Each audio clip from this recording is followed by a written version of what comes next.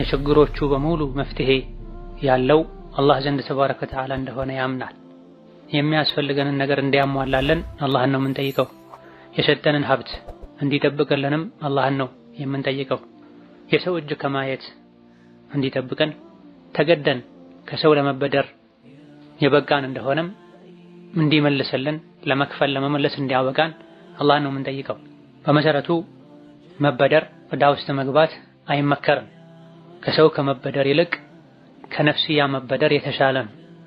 ተጨማሪ ነገሮችን የቅንጦት ነገሮችን ለማድረግ ነፍስ ስለጓጓች ብቻ የሆነ ነገር ለማግኘት ከመበደር ይልቅ ነፍስያዬ ሆይ ሰብር አድርጊ ብሎ ከነፍስ ተበድሮ እሷን ማረጋጋት የተሻለ ነው። ነቢዩ አለይሂ ሰላቱ ወሰላም ያስተማሩኝ የዱዓ ቃላቶችን ባሳውቅህ ባስተምርህ ምን ይመስልሃል?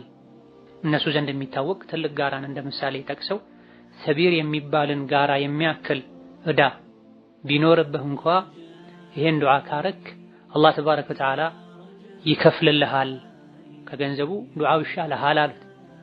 ከዛም ዓሊ ብን አቢ ጣልብ ዕዳ ያለበት ሰው አላህ ዕዳውን እንዲከፍልለት የሚያግዝ የሚያደርግን ዱዓ ሲነግሩት አላሁመ ክፊኒ ቢሐላሊከ ዐን ሐራሚክ ወአግኒኒ ቢፈድሊከ ዐመን ሲዋክ ብለህ ዱዓ አድርጋሉ።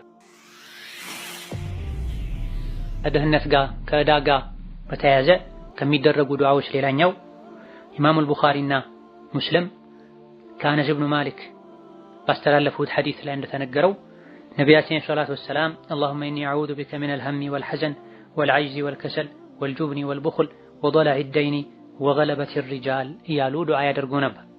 አላሁመ ኢኒ አዑዙ ቢከ አላህ ሆይ እኔ ባንተ እጠበቃለሁ፣ ሚነል ሀሚ ወልሐዘን ከሐሳብ ከጭንቀት ከትካዜ ስላለፈው ስለሚመጣው ስለሚሆነው እያሰብኩ ከመጨነቅ ባንተ እጠበቃለሁ። ወልዐጅዚ ወልከሰል ወልዐጅዝ ከደካማነት ከመሸነፍ ስሜት፣ ወልከሰል ከስንፍና፣ ወልጁብኒ ከመፍራት ፈሪ ከመሆን፣ ወልቡኽል ስስታም ከመሆን ባንተ እጠበቃለሁ። ወደላዕ ደይኒ በዕዳ ከመዋጥ የሚከብድ ዕዳ ውስጥ ከመግባትም ባንተ እጠበቃለሁ። ወገለበት ሪጃሊ በወንዶች ወይም በሰዎች ከመበደል ከመጨቆን ከመሸነፍ ማልፈልገው ነገር ውስጥ ሰው አስገድዶኝ ከመግባት ከሽንፈት ባንተ እጠበቃለሁ ይሎ ነበር ተብሏል። ወአለይኩም ወረሕመቱላሂ ወበረካቱሁ። አልሐምዱሊላህ ወሰላቱ ወሰላሙ ዐላ ኸይሪ ኸልቂላህ ሙሐመድ ብን ዐብድላህ ወዐላ አሊሂ ወአስሐቢሂ ወመን ዋላህ። አማ በዕድ ዛሬ በአላህ ፈቃድ የምንማማረው ደይን ወይም ዕዳ የበዛበት ሰው የሚያደርገውን ዱዓ እንደዚሁ ደግሞ ከድህነት አላህ ተባረከ ወተዓላ እንዲጠብቀን የምንጠይቅባቸው ዱዓዎችን ይሆናል። እነሆ ሙስሊም የችግሮቹ በሙሉ መፍትሄ ያለው አላህ ዘንድ ተባረከ ወተዓላ እንደሆነ ያምናል። የሚያስፈልገንን ነገር እንዲያሟላልን አላህን ነው የምንጠይቀው። የሰጠንን ሀብት እንዲጠብቅልንም አላህን ነው የምንጠይቀው። የሰው እጅ ከማየት እንዲጠብቀን ተገደን ከሰው ለመበደር የበቃን እንደሆነም እንዲመልስልን ለመክፈል ለመመለስ እንዲያበቃን አላህን ነው የምንጠይቀው። በመሰረቱ መበደር ዕዳ ውስጥ መግባት አይመከርም። ከሰው ከመበደር ይልቅ ከነፍስያ መበደር የተሻለ ነው። ተጨማሪ ነገሮችን የቅንጦት ነገሮችን ለማድረግ ነፍስ ስለጓጓች ብቻ የሆነ ነገር ለማግኘት ከመበደር ይልቅ ነፍስያዬ ሆይ ሰብር አድርጊ ብሎ ከነፍስ ተበድሮ እሷን ማረጋጋት የተሻለ ነው። ለመበደር ከተገደዱ ደግሞ በመልካም ንያ መበደር የተበደሩትን ለመመለስ ያግዛል። ነቢያችን ሰለላሁ ዐለይሂ ወሰለም የሰውን ገንዘብ ለመመለስ ነይቶ የተበደረ አላህ ይመልስለታል፣ ለማጥፋት ፈልጎ የተበደረ ደግሞ አላህ ያጠፋበታል ያሉበት ሐዲስ አለ በማዕነል ሐዲስ። ስለዚህ መጀመሪያ በተቻለን ያክል ላለመበደር ጥረት ማድረግ፣ ለመበደር የተገደድን እንደሆነ በጥሩ ንያ ተጠቅሜ እመልሳለሁ በሚል ንያ መሆን አለበት። ከተበደረም በኋላ ለነበደረም ስንል አላህ ተባረከ ወተዓላ ለመመለስ እንዲያግዘን እንዲያገራለን ዱዓ ማድረግ ይጠበቅብናል። ኢማሙ ትርሚዚና ሌሎችም ከዓሊ ብን አቢ ጣልብ እንዳስተላለፉት አንድ ከባሪያነት ነፃ ለመውጣት ከአለቃዎቹ ጋር ተስማምቶ ለአለቃዎቹ ክፍያ ለመፈጸም ጥረት ያደረገ የነበረ ሰው ዓሊ ብን አቢ ጣልብ ጋር መጥቶ ከአለቃዎቼ ከባርነት ነፃ ለመውጣት ተስማምቼ ክፈል ያሉኝና ያክል ገንዘብ መክፈል አልቻልኩምና አግዘኝ እርዳኝ ብሎ አሊ ኢብኑ አቢ ጣሊብን በጠየቃቸው ጊዜ ነብዩ አለይሂ ሰላቱ ወሰላም ያስተማሩኝ የዱዓ ቃላቶችን ባሳውቅህ ባስተምርህ ምን ይመስልሃል? እነሱ ዘንድ የሚታወቅ ትልቅ ጋራን እንደ ምሳሌ ጠቅሰው ሰቢር የሚባልን ጋራ የሚያክል ዕዳ ቢኖርብህ እንኳ ይሄን ዱዓ ካረክ አላህ ተባረከ ወተዓላ ይከፍልልሃል፣ ከገንዘቡ ዱዓው ይሻልሃል አሉት። ከዛም አሊ ኢብኑ አቢ ጣሊብ ዕዳ ያለበት ሰው አላህ ዕዳውን እንዲከፍልለት የሚያግዝ የሚያደርግን ዱዓ ሲነግሩት اللهم اكفني بحلالك عن حرامك واغنني بفضلك عمن سواك بله دعاء አድርጋሉት።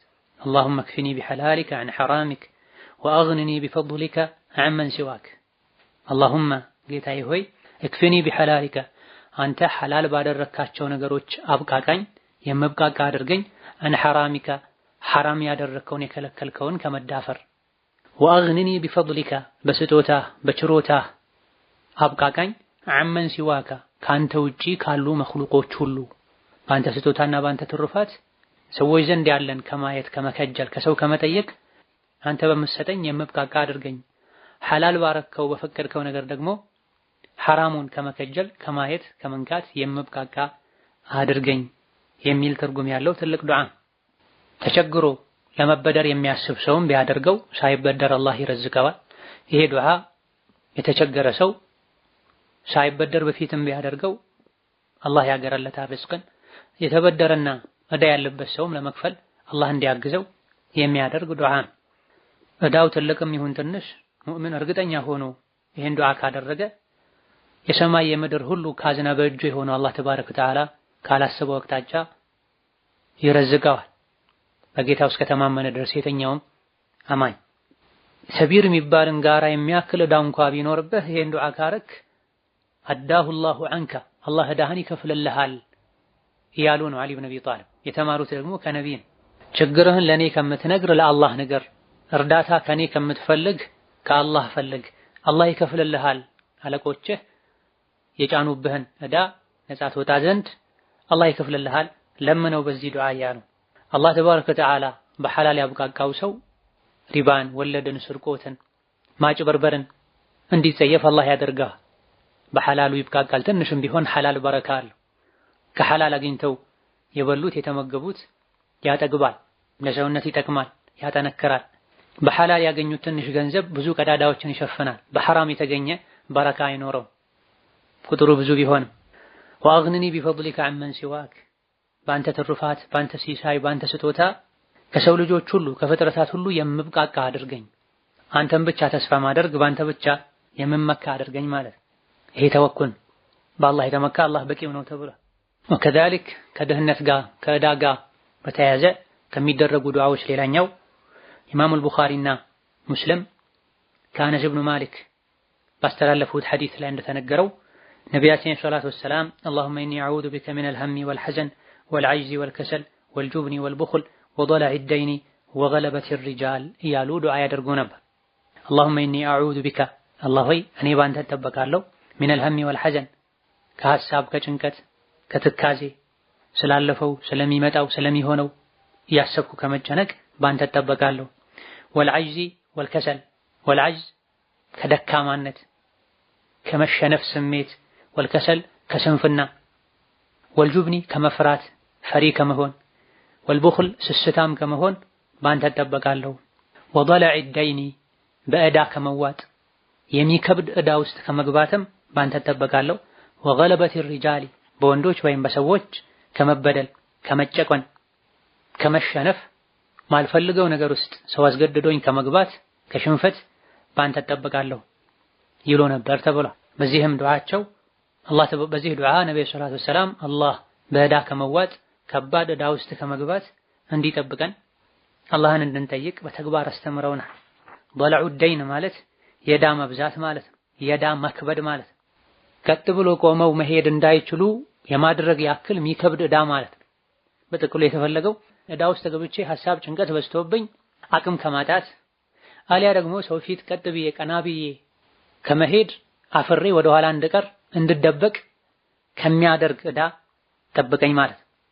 ሰዎች ዕዳ ኖሮባቸው መክፈል ካቃታቸው በተለይ ደግሞ ባለ ዕዳው ካልከፈልከኝ ያለ የተከታተለ የሚጨቀጭቃቸው ከሆነ ሰዎች መቆም ያቅታቸዋል። በሐሳብ በጭንቀት ይታመማሉ። ከሰው ጋር መገናኘት ይከብዳቸዋል። ለሶላተል ጀማዓ እንኳን መውጣት የሚፈሩ ይኖራል። ይህ የወገብ ስብራት ነው፣ የበታችነት። ለዚህ ያበቃው ድህነት ነው፣ ችግር፣ ዕዳ ነው፣ የሰው እጅ ማየት ነው። ከዚህ ሁሉ ሁኔታ በአላህ እጠበቃለሁ እንድንል ነብዩ ሰለላሁ ዐለይሂ ወሰለም አስተምረውናል።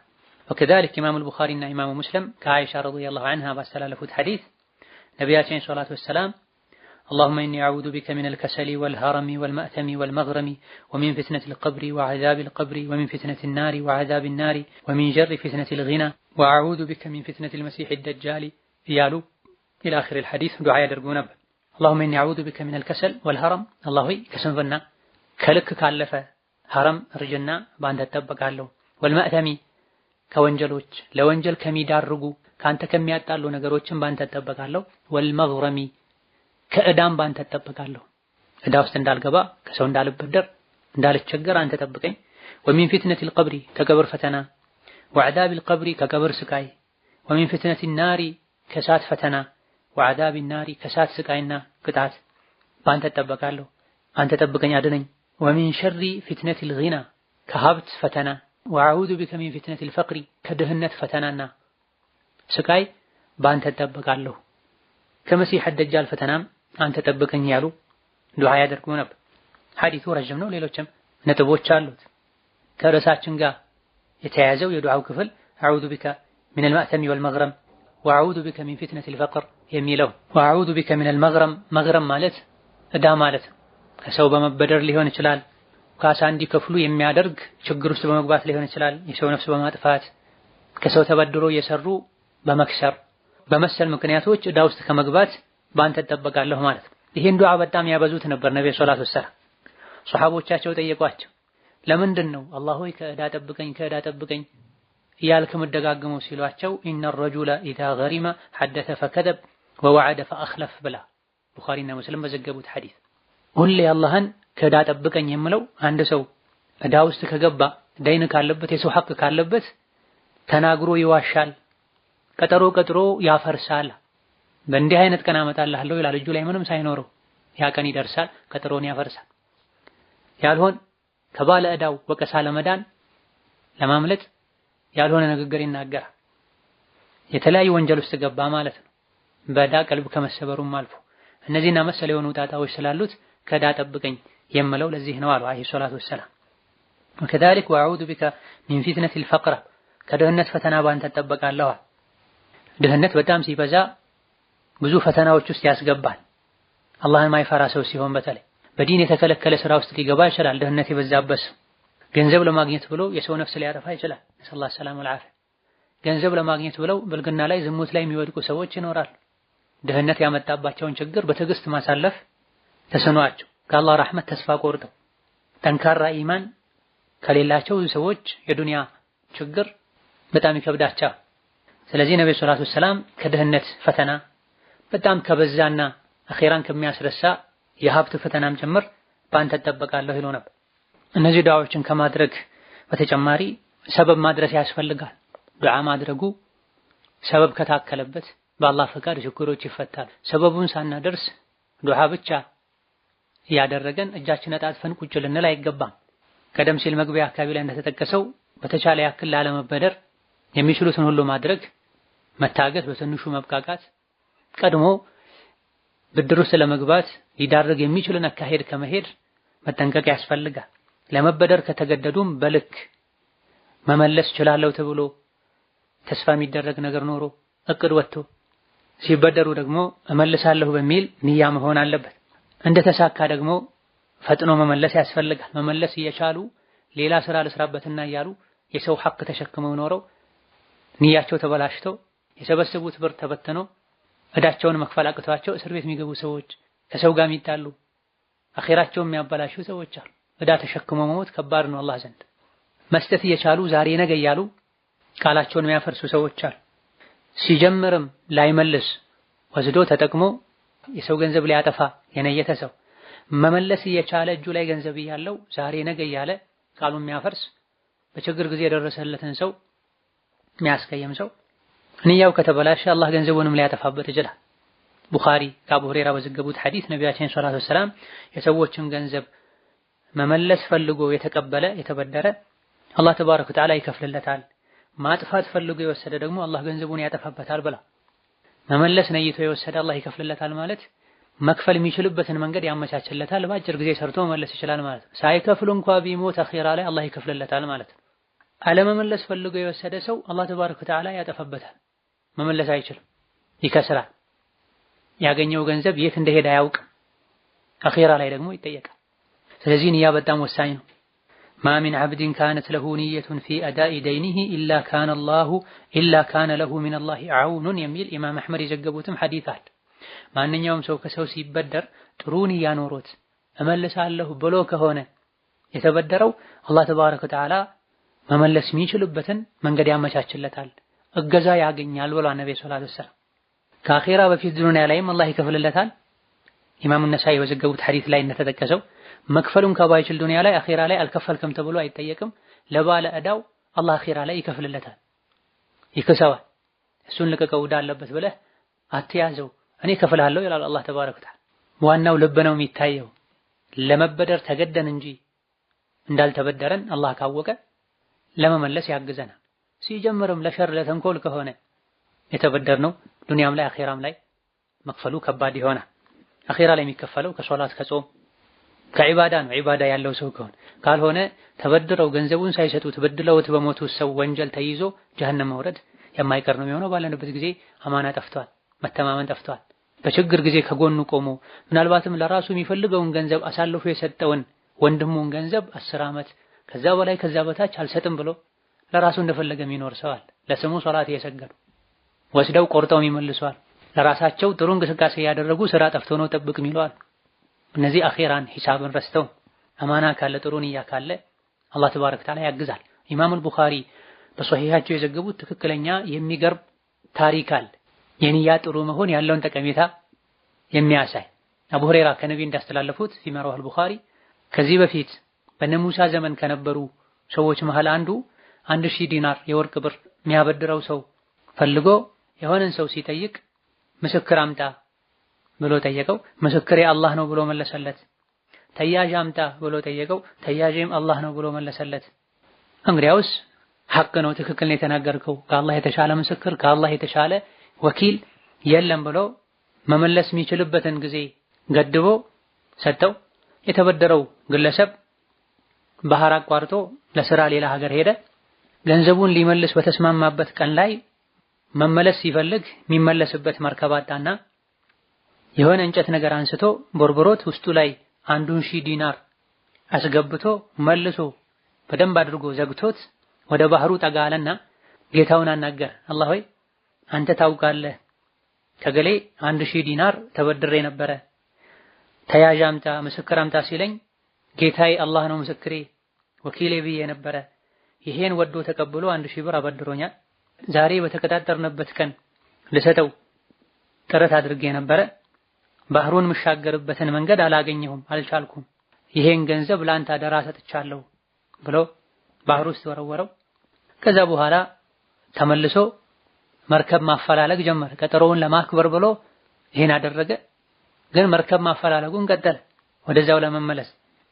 ውሃ ላይ የተጣለው ብር ሄዶ ተሻግሮ ብሩን ያበደረው ሰው ካለበት የባህሩ ዳርቻ ላይ ደረሰ። ብሩን ያበደረው ሰው በዛው ቀጠሮ መሰረት ከተበደረው አካል ለመቀበል የሚመለስበትን ቀን መመለሱን ለመጠባበቅ በሌላኛው ዳርቻ ቆሞ እየጠበቀ ሳለ ውስጡ ላይ ብሩ ተደርጎ ባህር ውስጥ የተጣለው እንጨት ፊት ለፊቱ መጥቶ ፊት ለፊቱ ደርሶ ቆመ።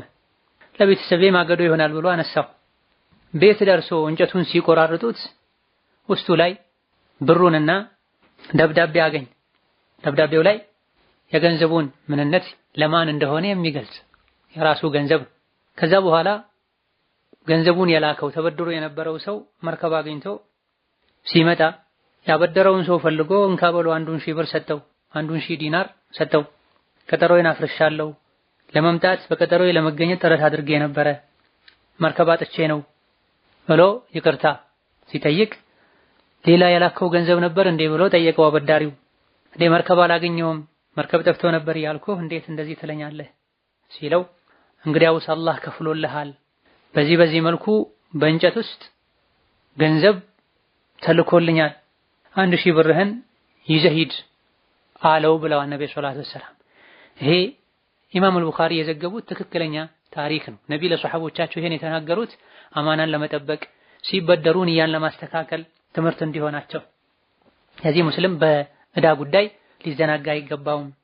በተቻለን ያክል ከዕዳ መጠንቀቅ፣ ከተገደደን ፈጥነን መመለስ፣ ድንገት ልንሞት ስለምንችል ደግሞ በየጊዜው ያለብንን ዕዳ ጽፈን ማስታወሻ ልናስቀምጥ ይገባናል። ነቢያችን ሰለላሁ ዐለይሂ ወሰለም ኢማም አህመድ በዘገቡት ሐዲስ እንደተነገረው ሰዕድ ኢብኑ አልአጥወል የሚባል ሰው ወንድሜ ሞቶ 300 ዲናር ንብረት ትቶ ነበር፣ ውርስ ትቶ ነበረ። ትንሽ ልጅ ትቶ ስለነበረ 300 ትቶት የሞተውን ዲናር ለህፃኑ ልጅ ወጪ ላደርገው ፈለኩኝ። ነብዩ ሰለላሁ ዐለይሂ ወሰለም አግኝተውኝ ወንድምህ ባለበት ዕዳ ምክንያት አኺራ ተይዞ ነው ያለው ዕዳውን ክፈልለት አሉኛል። ወዲያውኑ ሄጄ ዕዳውን ከፈልኩለት። ከዛ ነብይ ጋር መጥቼ ዕዳውን ከፍያለሁ፣ አንዲት ሴት ብቻ ነው የቀረችው 2 ዲናር 2 የወርቅ ብር እሱ ላይ ነበረኝ ያለች ነው። ነገር ግን ማስረጃ የላትም። ከዛ ውጭ ያለውን በሙሉ ከፍያለሁ ስላቸው ስጣት እሷ እውነቷን ነው አሉኝ ነብይ ብላ ገና አኺራ ላይ አልተለቀቀም ነበር ማለት ነው። ነብዩ ሰለላሁ ዐለይሂ ወሰለም አላህ ስላሳወቃቸው 2 ብር እንኳን አኺራ ላይ መያዝን ያስከትላል ማለት ነው። የሙእምን ነፍሱ ከዕዳው ጋር የተያያዘች ናት። ዕዳ እስካለበት ድረስ ነፍሱ አትለቀቅም የሚል ሐዲስም አለ። የሆነ ጊዜ ላይ ነብዩ ሰለላሁ ዐለይሂ ወሰለም ዕዳ ያለበት ሰው ላይ አልሰግድም የሚሉበት ሁኔታም ነበር። ኋላ ላይ አላህ ተባረከ ወተዓላ ዲን እስላምን ሲያስፋፋ የተለያዩ የገቢ ምንጮች ሲፈጠሩና የነብዩ ሰለላሁ ዐለይሂ ወሰለም እስላማዊ ግዛት አቅም ሲኖረው ራሳቸው እየከፈሉ ይሰግዱ ነበር፣ ራሳቸው ይከፍሉ ነበር። ስለዚህ ማንኛውም አኺራ አለብኝ የሚል የዕዳን ኃላፊነት ክብደቱን የሚያውቅ ከሰው የተበደረውም ይሁን በአማና መልኩ እሱ ጋር የተቀመጠም ይሁን በአግባቡ እንዲደርስ ጥንቃቄ ሊያደርግና አላህ ተባረከ ወተዓላ በሐላል እንዲያብቃቃው ከሰው ሁሉ እንዲያብቃቃው ዱዓ ሊያደርግ ልናደርግ ይገባናል። هذا والله تعالى أعلم። የዛሬ ደርሳችን በዚህ ያበቃል። ወሰላሙ አለይኩም ወራህመቱላሂ